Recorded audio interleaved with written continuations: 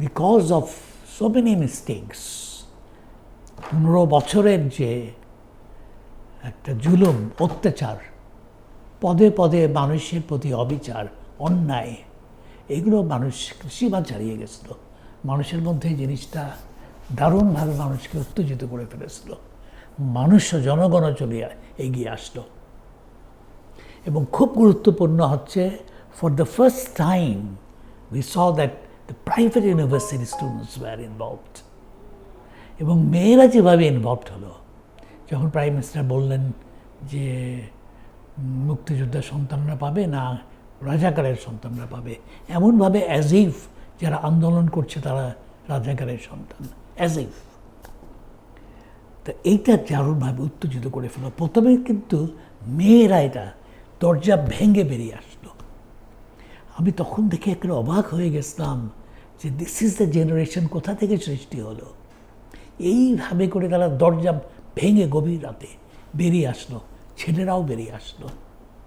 এক স্টেজে private university কিন্তু এদের ছেলে মেয়েরা যারা পড়াশোনা করে প্রাইভেট ইউনিভার্সিটিতে, তাদের যে ক্লাসটা মোটামুটিভাবে তারা ওই বাইরে গিয়ে আবার ফরচুন ক্রিয়েট করার চেষ্টা করে। তাদেরকে বিসিএস পরীক্ষার ব্যাপারে তারা অতটা আগ্রহী না, কিন্তু তারাও যখন দেখলো তাদের ভাই বোনরা এইভাবে আক্রান্ত হচ্ছে, তখন তারাও কিন্তু বেরিয়ে আসলো। শহীদ আবু সাইদের যেভাবে সে দাঁড়িয়েছিল, যে স্যাক্রিফাইস, যে কারেজ সে প্রদর্শন করেছে, that become a symbol not only in Bangladesh, through out the world. Symbol of protest, symbol of courage, symbol of determination and symbol of sacrifice. এইটা সবাইকে, মানে এরপরে ভয়ে ভয়ে ভেঙে গেল মানুষের, যে মানুষ আর ওই যে একজনকে মারে, বাকিরা সবাই রকের মতো দাঁড়িয়ে থাকে এবং প্রোটেস্ট করতে থাকছে।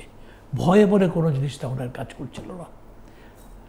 এবং কি পিতা মাতা, অভিভাবকরা, তারাও এদিকে কেয়ার করেনি। তাদের সন্তানদের, অনেকে সন্তানদেরকে এনকারেজ করেছে to be involved in the process.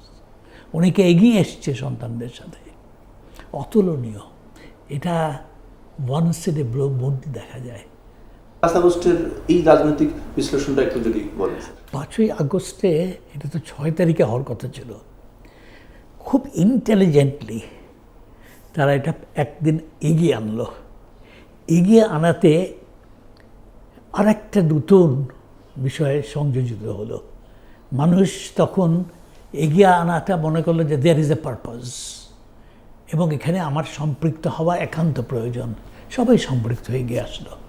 ভূমিকা আমি খুবই প্রশংসা করব, সেটা হচ্ছে যে উনি যখন 3 তারিখে বোধহয় উনি সবাইকে ডাকলেন, junior officers, senior officers, definitely senior অফিসারের সামনে সারিতে বসা।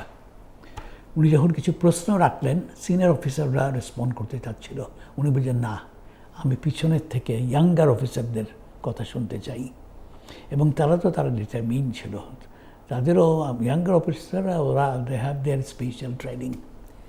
তারা সবাই বলল যে না, সেনাবাহিনীকে এই জনতার মুখোমুখি দাঁড় করানো কোনোভাবেই সম্ভব না, যায় না। We are not with it. That gave the army chief the clue যে ওনাকে কী করতে হবে।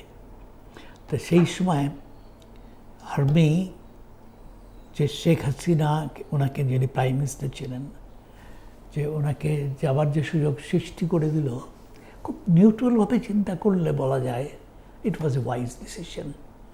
আদারওয়াইজ মানুষের যে অ্যাঙ্গার, এই অ্যাঙ্গারের যে কী কনসিকুয়েন্স হতো, ভয়াবহ একটা, পুরো পৃথিবীতে মানে অন্যরকম একটা হয়তো ইমেজ সৃষ্টি হতে পারত।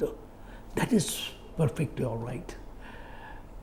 আমি অন্য পার্টসগুলোতে, অন্য অ্যাসপেক্টগুলোতে আমার মতামত আমি রাখছি না, কিন্তু ওই জায়গাটায় আমি বলবো যে that was a courageous and intelligent decision to let her গো।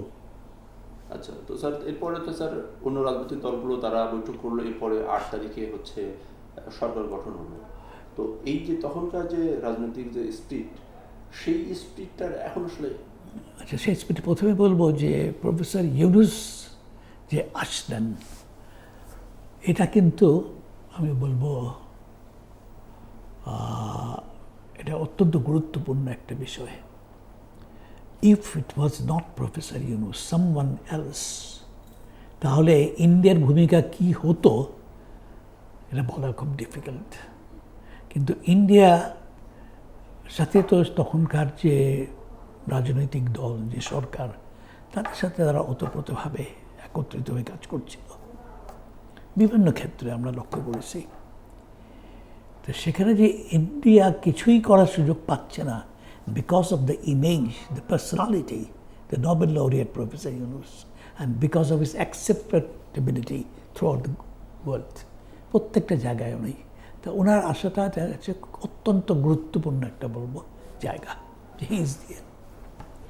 আমি যারা অ্যাডভাইজার ছিলেন তাদের ব্যাপারে definitely I have my reservation for many of them. Cabinet করলো, তারা চেষ্টা করছিল, এবং ছাত্ররা যে চিন্তা করলো যে প্রফেসর ইউনুসকেই আনতে হবে, that was a very intelligent, very courageous and bold decision.